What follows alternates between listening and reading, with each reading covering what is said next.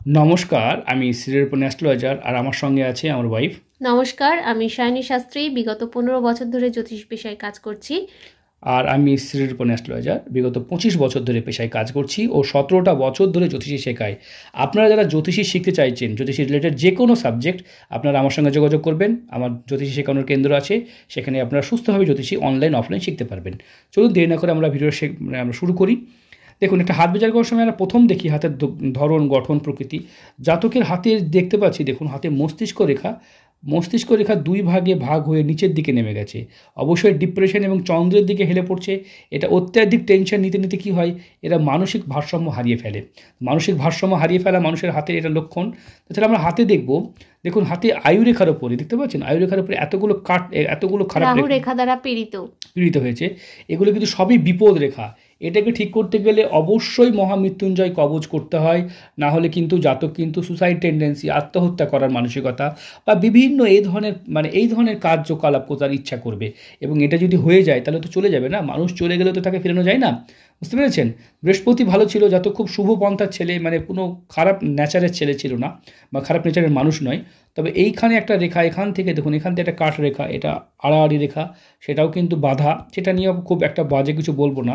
তবে দেখুন এখানে রবির ক্ষেত্রটা পরিষ্কার একদম, রবি রেখা নেই, তবে ছোটোখাটো রবি রেখা, সেটাও চোখের বা একটু প্রবলেম হয়। ঠিক আছে। জাতকের হাতে কিন্তু দেখতে পাচ্ছি ব্লাড সার্কুলেশন, রক্ত কম থাকা শরীরে। বুঝতে পারছেন? হয় না, একটু সাদাটে হলদে একটু ব্লাড কমে গেলে যেটা হয়, এটাও একটা প্রবলেম। নার্ভের সমস্যা লক্ষ্য করা যায়।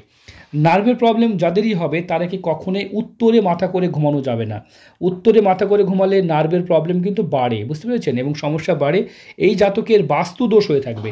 দেখুন, কেতু যদি কারোর খারাপ থাকে, গুপ্ত শত্রু বা বাস্তু দোষ, এই জাতকের বাস্তু দোষ, অনেকের জাদু টোটকা টুকটাককরণ, কোনো ক্ষতি করার কাজ কিন্তু তাদেরকে করানো হয়। এটা কিন্তু খুব নেগেটিভ দিক। তাহলে এই বাস্তু দোষ তাদের কেতু থাকলে, খারাপ থাকলে, কেতু যদি খারাপ থাকে, ডাউন থাকে, তাহলে কিন্তু বাস্তুদোষ তৈরি হয়। এবং তার পিছনে কিন্তু গোপন শত্রু থাকে, যে কন্টিনিউ তার ক্ষতি করার চেষ্টার জন্য বিভিন্ন রকম কিন্তু পথ অ্যাপ্লাই করতে থাকে। একদম একদম। চলুন আমরা বাংলাতে ভিডিওটা করছি। আপনি যদি হিন্দি ভাষী, তবে বাংলাতে আশা করি বুঝতে পারবেন। যদি বুঝতে অসুবিধা হয় তাহলে আপনি ফোন করবে, হিন্দিতে বলে দেওয়া হবে। ঠিক আছে। চলুন আমরা আলোচনা করছিলাম। তাহলে কি জাতকের কি করতে হবে? হাতে দেখতে পাচ্ছেন, এই যে দেখতে পাচ্ছি, এই যে একাধিক রেখা, এটার জন্য মহামৃত্যুঞ্জয় কবচ করতে হবে। তাহলে জাদু টোনা টোটকা যা বশীকরণ আপনার যা কিছু করেছে সেটা ঠিক হয়ে যাবে। বুঝতে পারছেন? কোনো কিছুই মেজার কিছু প্রবলেম আপনার হবে না। তাছাড়া আমার জন্মকুষ্ঠী বিচার করব, সেখান থেকেও দেখব জাতকের কিন্তু বিবাহ রেখা ভালো ছিল। ঠিক আছে। এবং জাতক এই যখন হৃদয় রেখা দেখতে পাচ্ছেন, কোনো একটা পার্টিকুলার আঘাত পেয়ে জাতকদের এই যে মস্তিষ্ক নষ্ট হয়ে যায়। বুঝতে পেরেছেন? অনেক সময় কাউকে খুব অত্যাধিক ভাবতে ভাবতে মাথা খারাপ হয়ে যায়। অনেকে খুব আদরে মানসিক ভারসাম্যহীনতা। ওটা কেন হয়? উত্তরে মাথা করে কখনোই ঘুমাতে দেবেন না। যেদিনই এই জাতকের দক্ষিণে মাথার দিকে ঘুমাবে। ঠিক আছে, দক্ষিণ দিকে। তাহলে কী হবে? ব্লাড মাথায় কম ফ্লো করবে। বেশি ব্লাড ফ্লো করলেই প্রবলেম হয়। উত্তরে মাথার যদি যাদের প্রবলেম হয়, দেখবেন এই জাতক কোনো না কোনোভাবে উত্তরে মাথা করে ঘুমাতো, যার জন্য এই প্রবলেমটা হয়েছে। ঠিক আছে। আমি বহু ক্লায়েন্টকে দেখেছি। তাছাড়া বাড়িতে ভূতের ভয় অনেকেই মনে করে, বা অনেকে এগুলো অনেক রকম কথা বলে। আমরা বলি নেগেটিভ এনার্জি। বাড়িতে যখন নেগেটিভ এনার্জি থাকে, সেই নেগেটিভ এনার্জির কারণে এই ধরনের প্রবলেমগুলো লক্ষ্য করা যায়। আমরা জন্মকুষ্ঠী বিচার করব, সঙ্গে থাকুন। দেখুন আমরা যেটা বলছিলাম, জাতকের লগ্নে মাঙ্গলিক প্রচণ্ড ক্রোধ, প্রচণ্ড রেগে যাওয়ার ফলে মাথার গণ্ডগোল হয়ে যায়। রেগে যাওয়া, এটা লগ্নে মাঙ্গলিক। এই মাঙ্গলিকের প্রতিকারটাও করতে হয়। তাহলে মহামৃত্যুঞ্জয় কবির সঙ্গে মাঙ্গলিকের প্রতিকারটা করে নিতে হবে, তাহলে এই প্রবলেমটা সলভ হবে। তাছাড়া আমরা দেখবো সিংহ রাশি। এখান থেকে অত্যাধিক মেজাজ খারাপ, অত্যাধিক বেশি রেগে যাওয়ার ফলে ব্লাড ফ্লো মাথায় চলে যাওয়ার ফলে এইসব প্রবলেমগুলো হয়। তাছাড়া গুরুচণ্ডাল যোগ আছে, এটাও ভালো যোগ নয়। তাহলে বৃহস্পতির সঙ্গে এই যোগটাও, বৃহস্পতির বুধের যে এই যে বুধ সঙ্গে রাহু বুধ যোগটাও বুদ্ধিহীনতা বা মাথা নষ্ট হয়ে যায়, মাথা খারাপ হয়ে যাওয়ার যোগ। এগুলোর জন্য প্রতিকার করতে হয়। আমি যে প্রতিকারগুলো বলছি সেগুলো যদি করেন, আপনারা অবশ্যই আপনার যে ভাই বা আপনার যে বাচ্চা, সেটা সুস্থ হয়ে যাবে। কোনো চিন্তা করার কিছু নেই। ঠিক আছে। মেজার কিছু প্রবলেম আছে, সেগুলো অবশ্যই আমি বিগত 25 বছর এই পেশাতে কাজ করছি। বহু লোকের উপকার করেছি, বহু লোক আমার দ্বারা উপকৃত হয়েছে। ঠিক আছে। আপনার সন্তান উপকার হবে। রবির মহাদশা চলছে, এই যে অগ্নিযোগে রবির মহাদশা, এটা কতদিন থাকবে? 2028 পর্যন্ত আপনার এই রোগটা থাকবে। 28-এর পরে চন্দ্র ঢুকবে, তখন এই রোগটাই মোটামুটি ঠিক হয়ে যাবে। ঠিক আছে। তাছাড়া এখন তো রাহু চলছে, এখন তো আরও প্রবলেম। ফেব্রুয়ারির পর থেকে গ্রহণ যোগ চলছে। ফেব্রুয়ারির পর থেকে মোটামুটি একটু হলো ভালো সময় আপনি ফেস করবেন, ঠিক আছে। এখন কোনো রকমে আপনি মানে যেহেতু সুসাইড অ্যাটেম্প করছে বারবার, সেহেতু এরকম মানুষকে মানে আপনার মহামৃত্যুঞ্জয় কবচ মাস্ট করিয়ে নেবেন, মাস্ট দরকার। আর বেশিরভাগ ওনার সাথে খুব মানে উত্তেজিতভাবে কথা বলবেন না, একদম খুব বাড়ি ভালোবেসে পোলাইট ভাবে কথা বলবেন, ঠিক আছে, ভালোভাবে কথা বলবেন। আর ওকে ভালো ডাক্তার দেখান, যেখানে ডাক্তার তো নার্ভের ওষুধ দেবেই, সেখানে নার্ভের সতেজ হবে। আর আমি যেটা বললাম সেটা করুন, হাসি খুশি পরিবেশ রাখুন, আর একটু যতটা পারবেন বিবাদ এড়িয়ে চলুন, বাড়িতে কোনো নেগেটিভ প্রভাব রাখবেন না।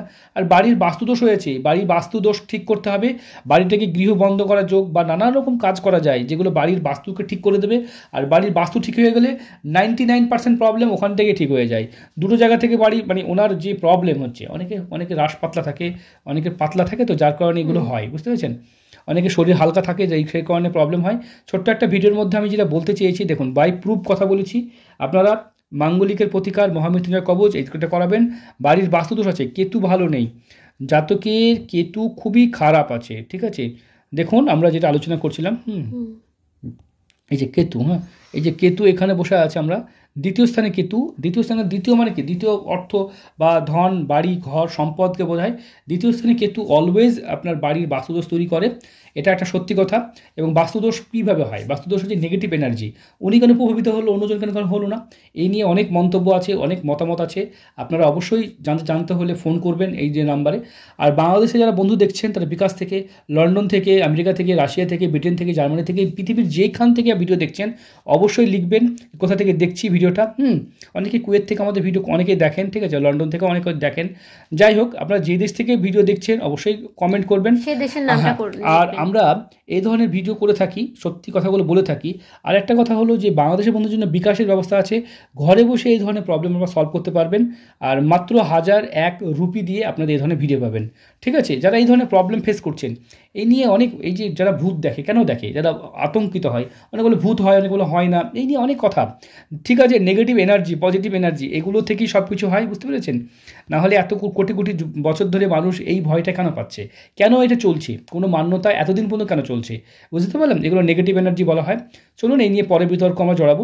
তবে আপনার বাড়ি বন্ধ করতে হবে, আর আপনার যেটা বললাম ছেলের মহামৃত্যুঞ্জয় কবচ করতে হবে, এগুলো করলেই আপনার মানে সন্তান সুস্থ হয়ে উঠবে। ভালো থাকুন, নতুন বিষয় নিয়ে আবার দেখা হবে নতুন ভিডিওতে।